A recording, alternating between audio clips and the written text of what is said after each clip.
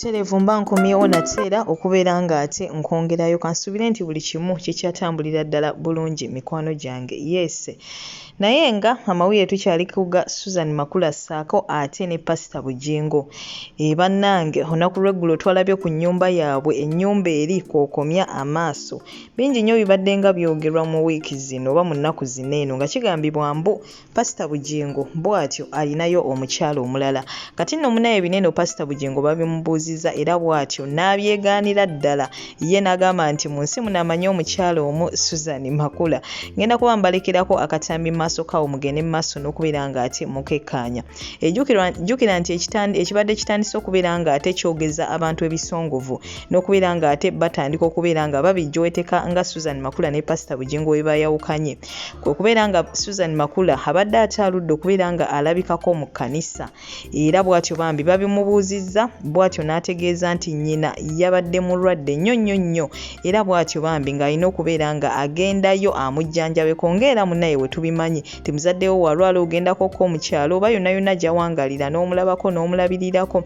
Munnange we gwabadde ne ku sayidi ya Susan Makula wabula sigamba nti munnange waliwo awo ekyabadde kigenda mu maaso.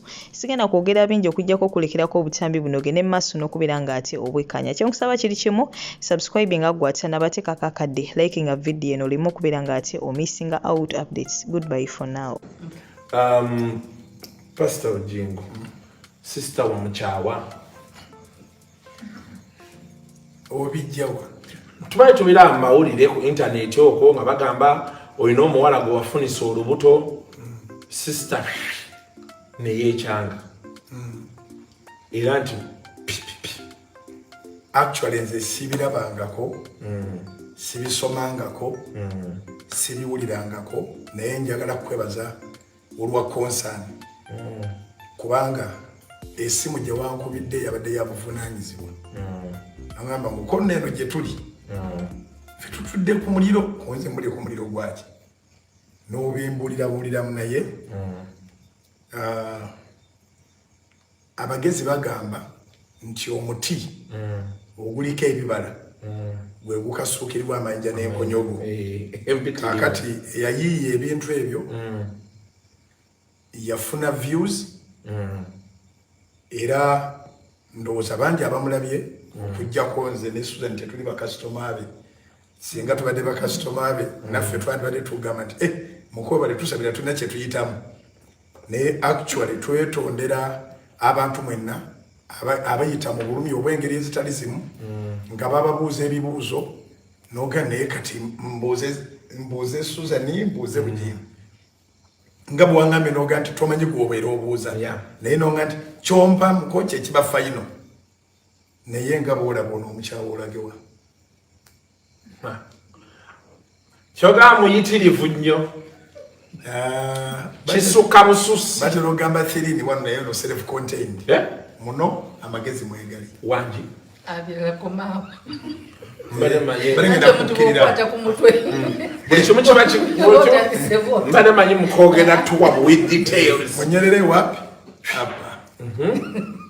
tukomaawo okay but we are okay we are very happy we have a home we welcome people a very lovely home a very lovely and happily home twaniriza abantu tubadde nsi namba 1 babirabyeko ku Salt TV naye tuli mu kutematema tulabeke nga tubawa sessions nga betwazirimu it was fun and it was educative byali birungi nnyo naye ng'ogyeko n'okukyaza abo n'abalala bangi mikono gyaffe abajjangera buze batusangawo. We don't regret anything in our relationship. Kubanga you have been very absent from the church for some time. I think it's one of the things that raised speculation. Yes. Ngabagamba, because when I was reading that story, it's called a pulse or something like that. Ngabagamba, even at the church, you're not appearing anymore. So when the rumor came up, you showed up. Church mbaddeyo naye kisinzira kati lwakuba abantu kasita bakulaba ku pulpit kubanga we tutuula bagamba toli mu church ndi muweereza mu Sunday school. In fact ndowooza from December mbadde siri nnyo nti mbadde nnyo active ate mu Sunday school yalina presentation before Christmas so kati ne mmala omwezi nga gutandika ogwa December gwonna ndi mu Sunday school. Laba January nga Sunday school yalina presentation nga tulina Thanksgiving ng'era ndi mu Sunday school. Kati January agenda okuba nga alinga gwako mami n'alwala. Mama. Yes. Kati mami bwalwala bamuteekamu ICU.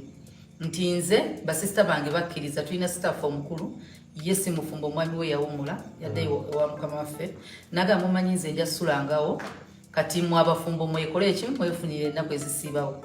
Omufumbo omu abeera Mbaale owokubiri ansinga okuba busy kati nga nina okubeerangayo. In fact n'olwa Sunday munakerayo ne muleka n'ewaka nga nina ogenda okubeera mu ddwaliro nesitagenda na ku church kati eyo period yonna ndowooza la Sunday yonna ali ku church ezo zonna mbadde sibeerayo.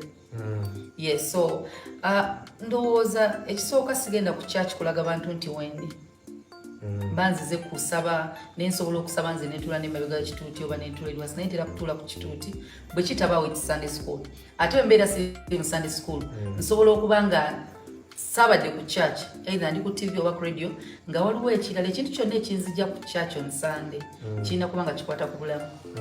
Yes.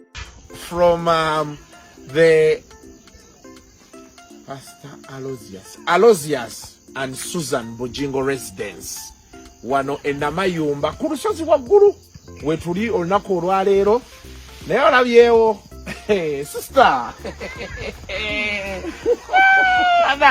naye nga kiri important to make money. It is highly important. Yes. Sister chitu bwale chikwasaka tugende munda tugende jangu soka abantu obawe overview nga betugenda totubeerako nnyo wa kamera kulemera ku muntu ne musuka soko bere nalino alright.